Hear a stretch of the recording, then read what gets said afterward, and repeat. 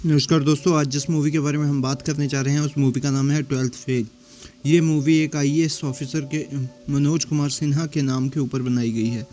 मनोज कुमार सिन्हा नहीं, सॉरी, शर्मा। मनोज कुमार शर्मा का जन्म डकैत इन्फेस्टेड चंबल में हुआ था।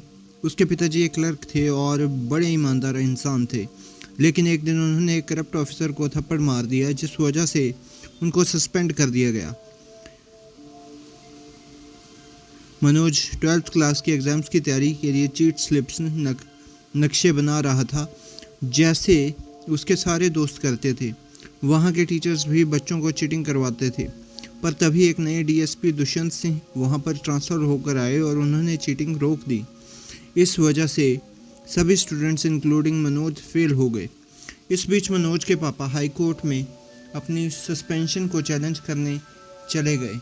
घर चलाने के लिए मनोज और उसका भाई घूमा हुआ रिक्शा चलाने लगे।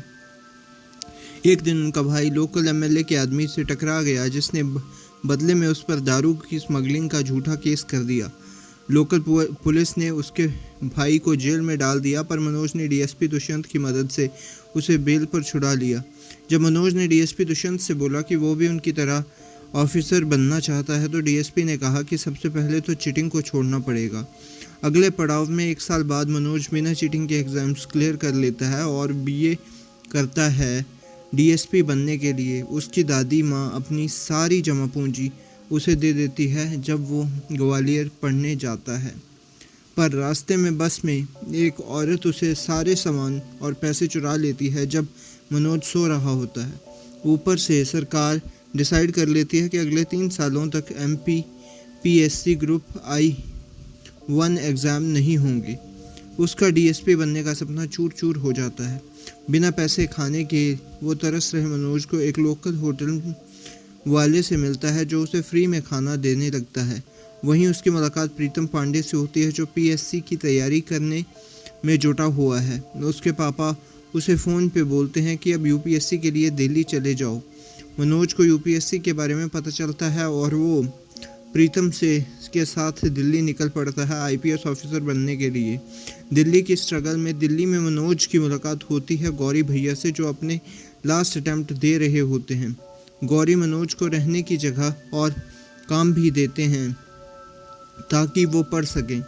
गौरी फेल हो जाते हैं और एक चाय की टपरी खोल लेते हैं, जिसका नाम रीस्टार्ट रखा हुआ है, और दूसरे यूपीएससी एस्पिरेंट्स को गाइड भी करते हैं।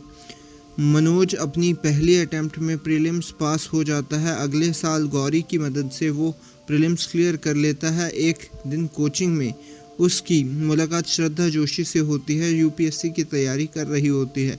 श्रद्धा को लगता है कि मनोज एरोनॉटिकल इंजीनियर है और मनोज इस गलत फहमी को दूर नहीं करता, लेकिन मेंस एग्जाम्स में एक छोटी सी गलती की वजह से मनोज फेल हो जाता है और उसका श्रद्धा के साथ रिश्ता भी खराब हो चुका होता है। जब उसे सच का पता चलता है, मनोज मसूरी जाता है और श्रद्धा से माफ़ी मांगता है, पर श्रद्धा उसे वापस दिल्ली भेज देती है।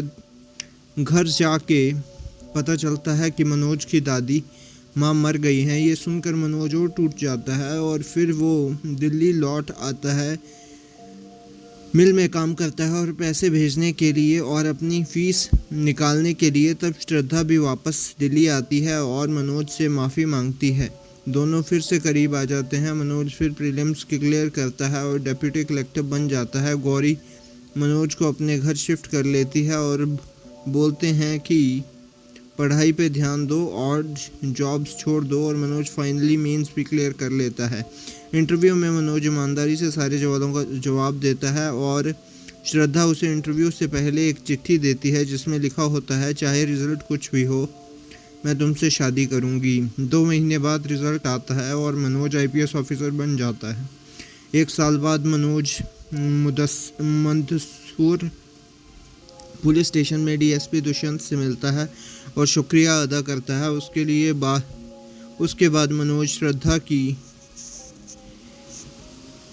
शादी हो जाती है। प्रीतम भी अपने असली सपने को फॉलो करता है और न्यूज़ रिपोर्टर बन जाता है। तो दोस्तों, ये थी पूरी की पूरी स्टोरी। आप इस मूवी को देख सकते हैं, अच्छी मूवी है, एक्टिंग वाइज भी और गानों के वाइज भी हर तरह से अच्छी मूवी है। ये था मेरा रिव्यू। मैं मिलता हूँ आपको किसी और मूवी के रिव्यू के साथ, तब तक के लिए बाय।